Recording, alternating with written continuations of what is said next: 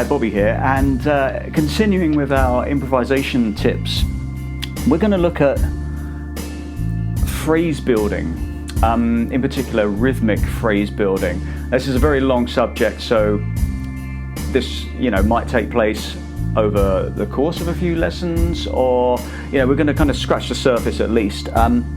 So we're going to be focusing solely on building phrases rhythmically. The reason I'm letting the backing track play in the background is because that's going to be very important for the lesson, if not difficult to kind of talk over because it's blaring in my ears. So one of the simplest ways I've found to kind of work on your phrasing and work on your kind of internal sense of rhythms, or sense of rhythm, should I say, is to focus solely on rhythm. So stick on a backing track, just a vamp like this. This is a D minor vamp that I've just created in iReal Pro. There's nothing, kind of earth-shattering or anything, but it's, it kind of calls for a D Dorian or D minor pentatonic scale to be played over it. So, with all the harmonic information coming from the parent scale of C major, we can just play over this using our kind of, any of your kind of D Dorian licks. Now, the first thing I would do if I'm kind of, wanting to kind of really work on the rhythmic side of my playing is just to kind of focus on, even away from the guitar, just perhaps clap a rhythm. So you could take something like this, first thing that comes into your head. So kind of syncopated there. Something like that. Ba, ba, ba, ba, literally the first thing. Ba, ba, ba, ba. And if you take it to the guitar, I just made the mic go into the red there. Ba, ba, ba, ba. And just start with one note. Just miss the first note.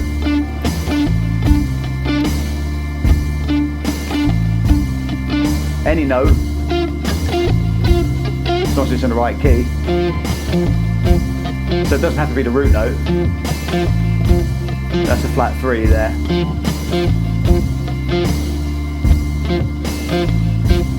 Then you can maybe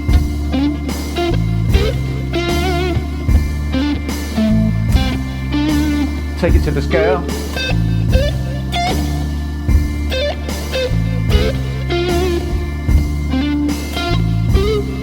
But stick strictly to that rhythm, and you can allow yourself certain kind of parameters. You can play it staccato like I was attempting to do there, or you could kind of let the notes kind of flow into one another, but still keeping the same fundamental rhythm.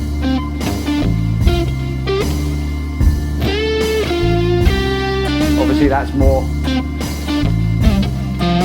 staccato. That's not. Combination of the two.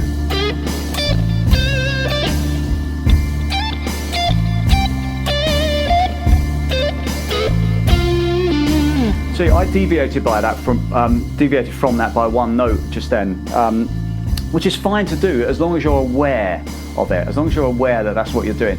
These are limitation exercises. They're not limiting, they're anything but limiting, but what you're doing is you're setting yourself a certain number of parameters. Limitation exercises could be just using a small part of the fretboard, or they could be using just a certain rhythmic device. There really is no limit to, to quote Too Unlimited, there really is no limit to the limitation exercises you can use. And if you practice enough of them, they find their way into your playing. So you can put on a backing track and exclusively try out a certain rhythmic idea. I always say this, but you should always then, at the end of your practice session, take time to just play over the backing track uninhibited. And this is where the ideas that you accumulate or internalize will start to come out in your playing. Maybe not all of them, but that's fine. You have to kind of let go of the fact that you can't possibly retain everything that you work on. But let's try a different rhythm. So, ba-da-da, ba-da, ba-da, something like that. Ba-da-da, ba-da, ba-ba-ba. I won't clap. Ba-da-da, ba-da, ba-ba-ba. Da-da-da, because it would be too loud. So take it to one note.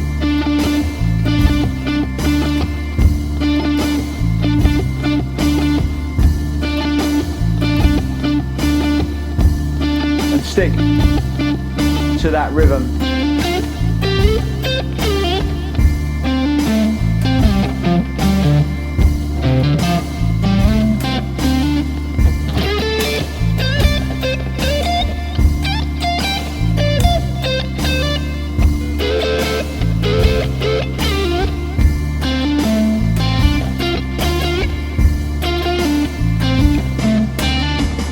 So another thing to, you could do this on one note, you could do this on a series of notes, on double stops as I did there.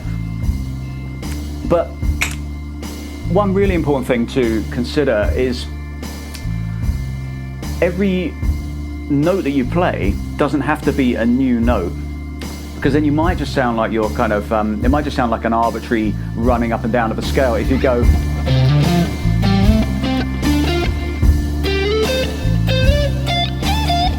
every note there I played was a new note. But if you listen to a lot of blues phrasing, which is, blues has been still is hugely important in my playing. There's a lot of repetition. So, you could play, that's just two notes.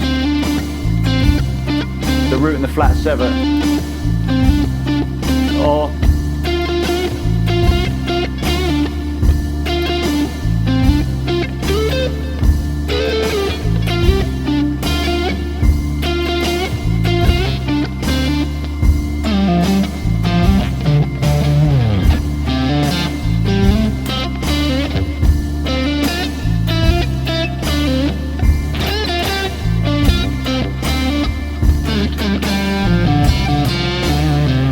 obviously I deviated there at the end, but as long as you're aware of when you're deviating, that's the important thing.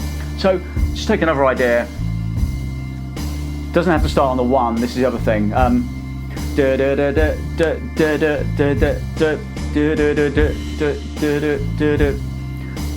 a 2-bar phrase.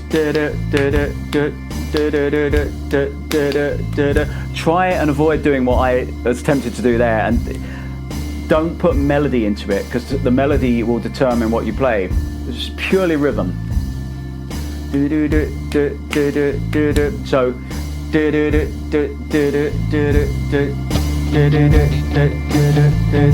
yeah.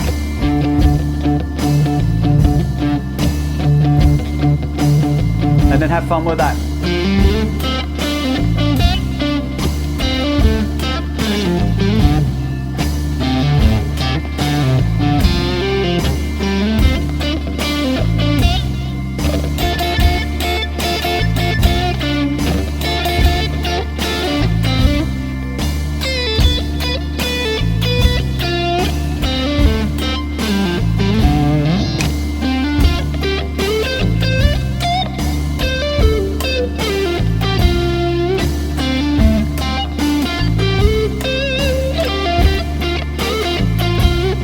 What I'm doing now, I've only just kind of realised this, is I'm also resolving to a chord tone, to a strong note. That's something that will come over time, but that's something you can have at the back of your mind as well, so that you're not kind of,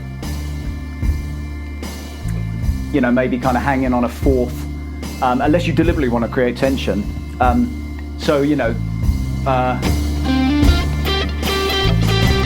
Yeah.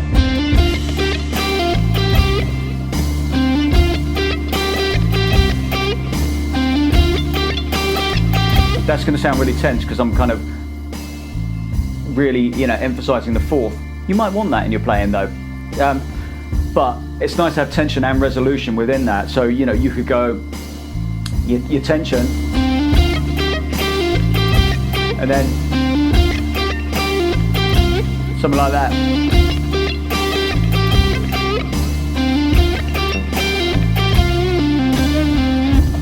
So maybe, you could string a few rhythms together, a few rhythmic ideas, the other important thing is you don't need to retain what you've already played. So I can't go back and remember that first phrase. I could if I really thought about it, but it's not important. What you're doing is you're kind of bringing these ideas into your subconscious in the same way as, if you're sitting in traffic and you're kind of drumming on the steering wheel or whatever. really annoying when someone else is driving, or if you're in the back seat. But you know, everyone's got a set of internal rhythms that they just, you know, inherently possess. So this is what we're doing. We're kind of forcing those to the forefront, drawing them out of ourselves. And you know, when you take time at the end of your practice session just to put on the backing track and just play without any kind of limitations, some of these ideas will start to kind of manifest. So that's the important thing. So this is purely rhythmic, but what I'm going to do, I'm going to take yeah, let's make it a bit more of a ba ba ba ba ba. Yeah, that could be the second phrase. So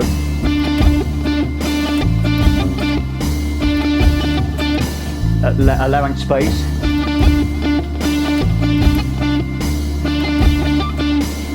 And then take it to the scale.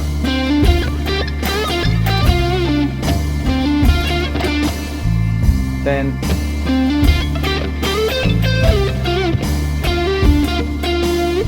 yeah.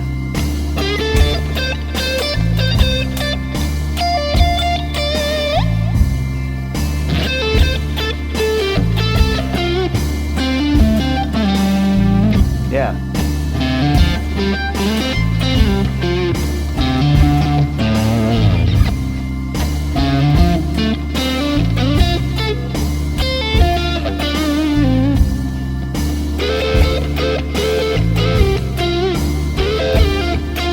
It's good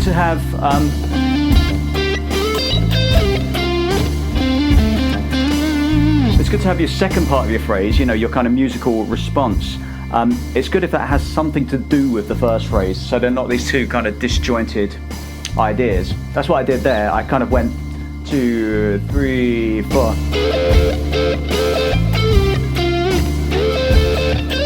Yeah, something like that. So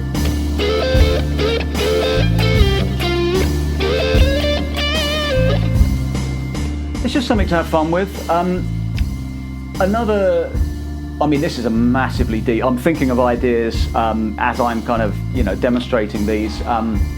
This is a real kind of rabbit hole to go down. But, you know, as I say, you're kind of drawing these ideas out of yourself, away from the instrument initially, or just on one note, you know, so you're not letting the scale or any licks or any kind of muscle memory determine what you're going to play. It's purely, you know, just kind of coming from the part of your brain that generates rhythm. I don't know what you would call that, but you can, on a kind of slightly related note, you know, another thing you can do, this is more for kind of fretboard knowledge, fretboard navigation, is to play a stream of rhythmic subdivisions over the backing track without stopping.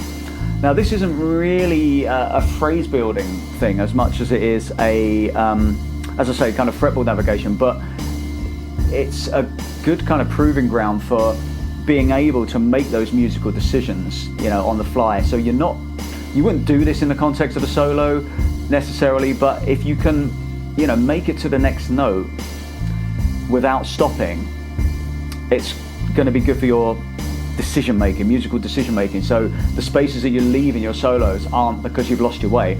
So, you know, if I was to do this with to say eighth notes,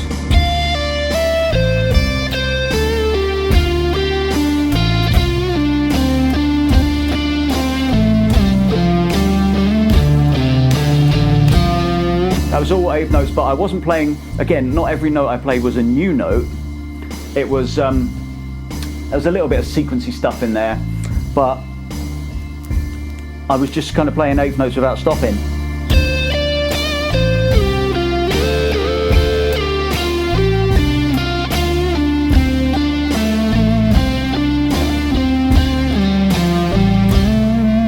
But, you know, trying to land on a strong note, you know, trying to kind of still think of repetition within that phrase. That's going to be really, really good for your kind of decision making. You know, it is related to the previous thing, but because it's rhythm. But, you know, that's another great limitation exercise, is that limitation exercise that you can practice. So let's try maybe.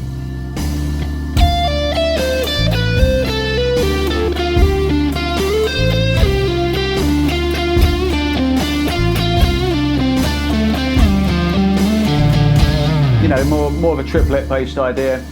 Again, you could do this sort of thing in the context of a solo. You know, it might get a little bit kind of staid if you do it for the duration of the solo. Maybe 16th notes.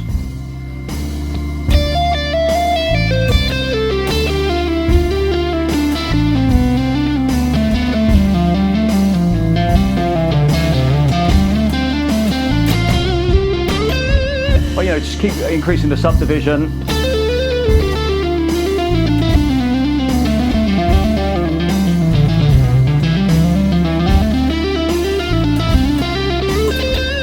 Probably have to work on that.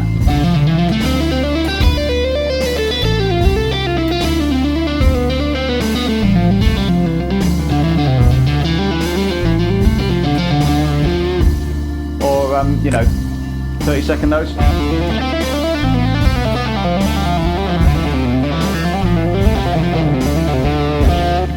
Maybe a little bit too fast for this sort of tempo. So there's a couple of ideas you can take away, you know, so just creating rhythmic phrases from nowhere, you know, just from away from your instrument, trying them out over the backing track, sticking strictly to that rhythm initially, and then, you know, taking some time just to play over the backing track and see how many of these ideas come out in your phrasing, and you'll be really surprised how many do. I don't tend to write them down. I don't tend to think of the rhythms in terms of notation, subdivisions. Maybe I should, but you know, you're kind of generating these ideas and then you're kind of letting go. You know, it sounds a little bit woo, but you'll be surprised how much of practice is essentially data entry. You know, you're working on new stuff, and then your brain will kind of process that stuff in the background when you're, you know, out walking a dog or whatever. And you know, when you go back to your instrument and just kind of practice freely, you will have kind of assimilated some of these ideas. So, you know, the second idea is more of a fretboard navigation thing, but just thought I'd share that with you. It's just some of the ideas that I use. Have fun with that, and I'll see you on the next one. Cheers.